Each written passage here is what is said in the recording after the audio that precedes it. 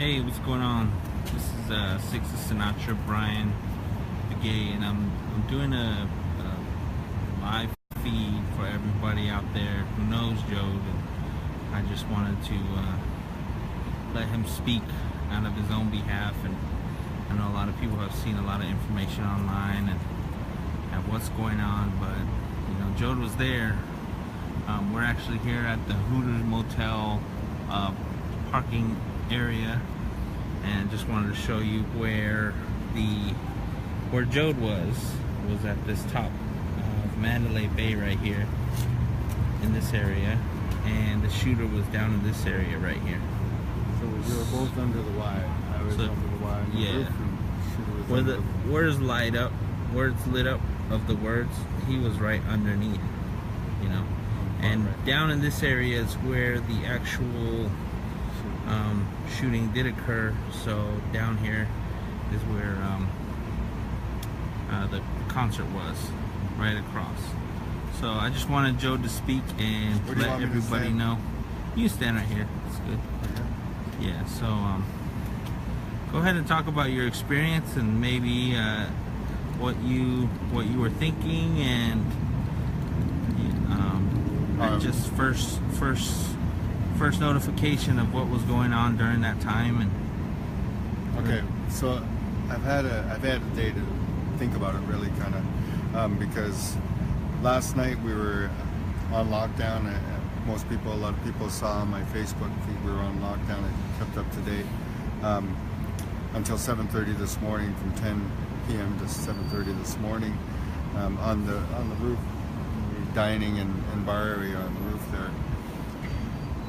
So I've had all day. I've had a couple of interviews, and talked to different people about what happened, how I feel, and stuff like that. People always, yesterday and today, a lot of people were asking, are you okay, or how do you feel? And for me, right away, my mind thinks that, like my mother thinks, no nonsense. She's very matter of fact, very honest, and some people looked at it as insensitive. So in my mind, I was getting kind of bitter, and I was like, what do you mean how I feel? I wasn't the one on the ground. I was on the roof, In my mind, it wasn't about me. I was just there recounting what happened, kind of thing. But now that I've had a full day with it, and I've had some emotions today about it, I can understand where people are coming from, I guess, and I can have that sense of emotion, that sense of feeling, acknowledge that sense of emotion, that was an emotional experience.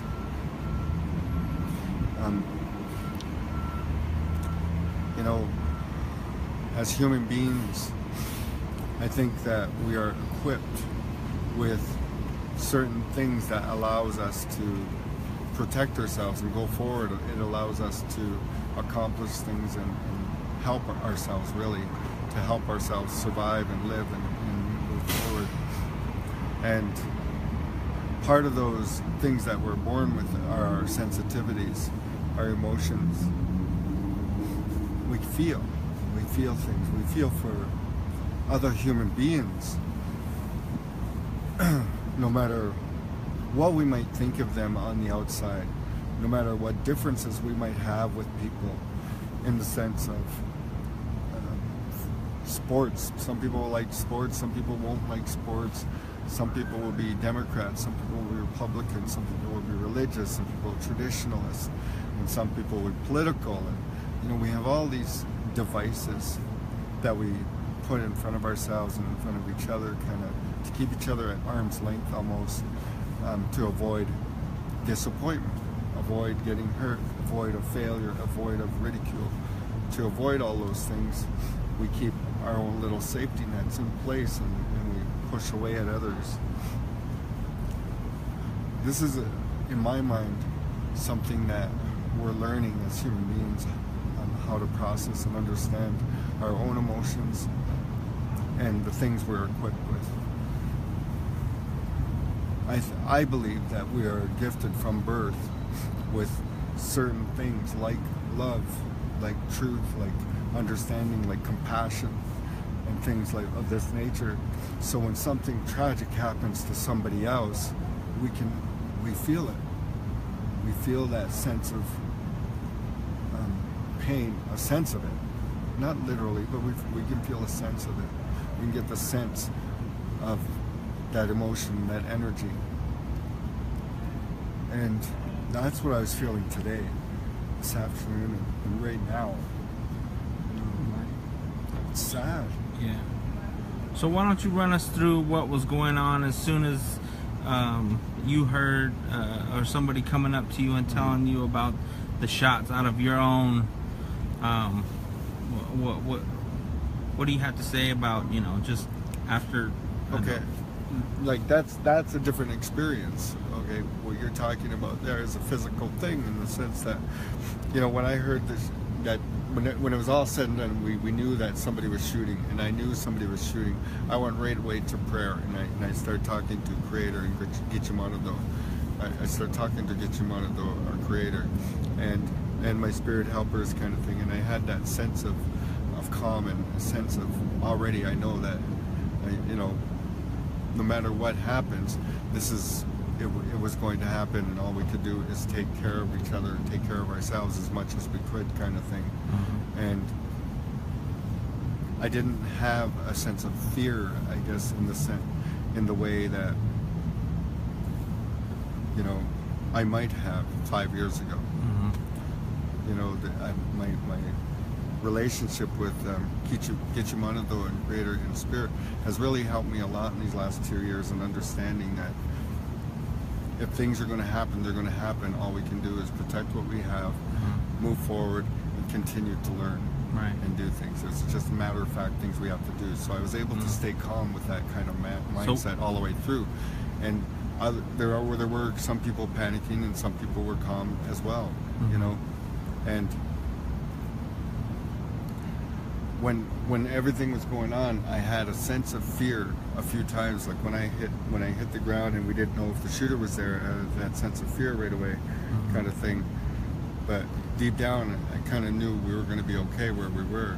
Yeah. Part of it was just logistics. I mean, we were on the roof, and if there was a murder on the loose kind of thing, they had to come upstairs, and there were already SWAT teams there as well. So almost like we had a fighting chance kind of idea. Right. So that was kind of playing through my head. All these kinds of thoughts were playing through my head throughout the entire night, because we were on lockdown from 10 o'clock right till 7:30 in the morning. And how about the other people on the top floor? What were they? It was kind of weird in a way, because there were some people that were really desensitized toward it, I guess, in the sense that they were, I don't know, maybe they were partying or whatever, they were having drinks with dinner, and they were in that feel-good kind of mind frame. So when this news was coming, they weren't treating it like it was real, some of them. Mm-hmm. They were treating it like it was news in Dallas. It was news somewhere else. Right. But this was happening right where we were. It wasn't somewhere else, Yeah. And I remember thinking about seeing some people there and wondering, I wonder if there's anybody here who knows people down there, and they're just being quiet and trauma kind of right now. And I'm thinking of those are the kind of things I was thinking throughout the night, kind of thing, wondering what everybody else was going through, kind of thing. As you're looking over the ledge and these things are going on, are you kind of just thinking, like, there's a lot of people down there that are just being shot, and there's really nothing you can do, but you just that was hard. hardest. That was hard, man, because, like I said, like I'm looking over the ledge like this over here, right? Right. So the ledge is up there. It's about 5'9", 5'9", and there's a wire cable right here, and I have my tripod, my camera here, and I stand on that white cable to see above. Yeah. So when the shots were happening, I was sitting down here listening to my music, kind of thing. And then the guy let me know that the shots were fired. I took my earbuds and I heard them really loud, so I jumped on the cable and looked over, and I saw a whole bunch of people in the middle. Like earlier in the day, that I was out there all day. So earlier, that whole area, that whole concert area was just packed with people. You couldn't see any part of the ground. It was just They people. said there was 20,000 people down in And they that were all little crammed area. in. They were all crammed in there. Like Right. it was just head to head kind of thing from the top. That's what you saw. When I looked over after the shots were fired, what I saw was a cluster of people in the center kind of thing. And we couldn't see very clear, so we were like, I got my glasses on, I'm looking as best I can. I got the camera lens and I'm trying to zoom in. I can't really see what's going on because it's so far away. So we were asking each other, it's like, are those people all dead? Like we didn't know that was all freaking dead people in the middle there. But then the shot stopped and a whole bunch of people from that center started exiting. So then we saw what was going on, and then the shots started again, and then they all hit the ground again. So it went through a series of stuff like that, stop and go, until it was like almost all scattered out. Were you close enough to where like there was like ringing in your ears or anything, or was it just like no, it wasn't ringing in the ears. Totally loud. No, it wasn't ringing in the ears, but it was freaking loud. Because if you have ever heard an AK-47 or a gun that high powered, at close range, like 10 feet away from you or whatever, it doesn't ring your ears, but you can hear it. You know, it's loud. I know when sounds powerful. You know what I mean? Right. And that was an automatic. That wasn't a semi or a single shooter. That was like that loud. So it was loud. Yeah. I know when I watched the videos, I heard the shots, but it was more like a sniper like fire, and it was just clean. It sounded like they were just falling down, like the shots were falling down. They were really sharp. But from your angle and the angles from other places, you know, they were loud kabooms that were going off, but fast. But really fast. Yeah, and so what I was picturing at that moment was if I thought the shooter was down on the ground, and it sounded to me like it was an exchange of gunfire from the police to the shooter, and that the people were waiting for silence so they could run away from it. But I had no idea that they had no idea where the gunfire was coming from either. And I heard on the radio earlier today that some people started running toward Mandalay Bay, not knowing they were going right into gunfire. Kind of thing. And that's pretty messed up. I was talking to one of the guys tonight who was on the ground, our contact, and he was pretty sad too, because it's just a sad situation. But from what the footage and stuff that they were seeing, you know, I think he acknowledged that it was an AK-47. He goes, because those were high-powered bullets that went through 2 or 3 people. Wow. So some of the shots were one shot, kind of thing. And it would hit 2 or 3 people as opposed to just one. So you were on lockdown all night, up there, up on the top floor, in wherever you were at, and you know you didn't get out until about 7 this morning. 7:30. 7:30, and then you got to go down, and I guess it was just chaos throughout the whole building, wasn't it? Or was it kind of like every day? Like no, it was kind of. That's why I thought it was kind of surreal. I told somebody earlier that it was more of a surreal feeling because everybody was just kind of walking about, going to do their business, whether it's going to get their car, going to their hotel, going to get a cab, whatever. There was no sense of collective sadness or collective angst or collective panic or anything like that. It was more like, this is tourist town Las Vegas, and this is something that happened. So it was a really weird experience in that sense. You know, and maybe everybody else was kind of nervous and didn't want to think about it. I don't know how people process, right? I know myself living here, and when I heard about it, a friend texted me and told me that there was a shooting on the strip, and I was like, there's every day that this happens. You know, it happens now and then. People get, you know, car drives over people or somebody's doing a stabbing. So this wasn't really something big on my radar either. And it wasn't until, you know, he's like the active shooter. He's actively shooting right now. And that's when I got on the TV and I checked the news channels, and then I text you and I was like, what are you doing? Where are you at? Or you're on top of the building. What are you doing? Like, you know, it freaked me out by then, but I know for you being actually up there, oh man, I can't even Well, here's the thing, right, Brian? I was up there, and like I said, I had that sense of calm the whole time, Right. and I think I may have desensitized myself to what was happening. Maybe it's a defense mechanism or whatever, or maybe I really was in control of my own, actions at the time. Because right now it kind of hit me like a ton of bricks a few hours ago.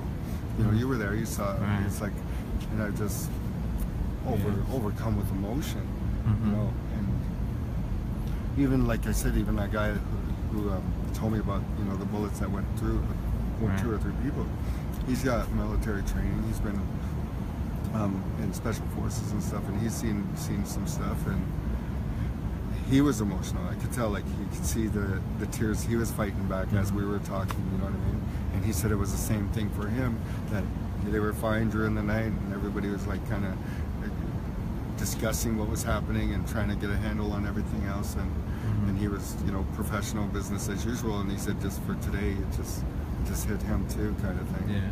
So for whatever reason, some of us, I guess, need that time to process, and then when we do, it's like all of a sudden it's a overwhelming surge of emotion and confusion, and trying to process what really happened, Right.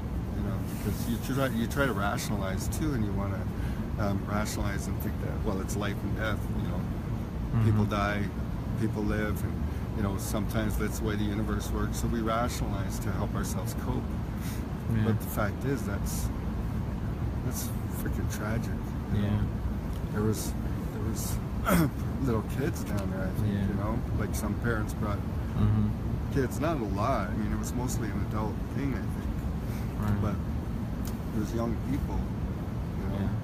Well, I thank you, Jode, for sharing with us and let us know how you feel about all this, giving us insight, and I think we'll wrap it up, and we're all glad you're okay and everything's good. Can I just say,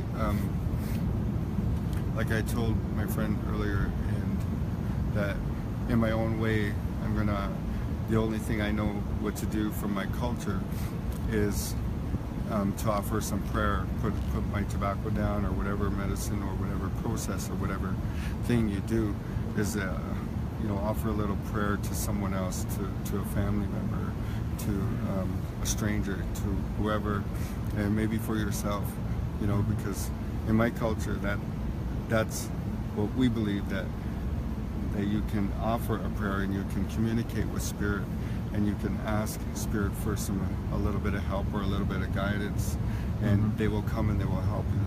And that's sometimes what we need to help cope with a certain thing. So all the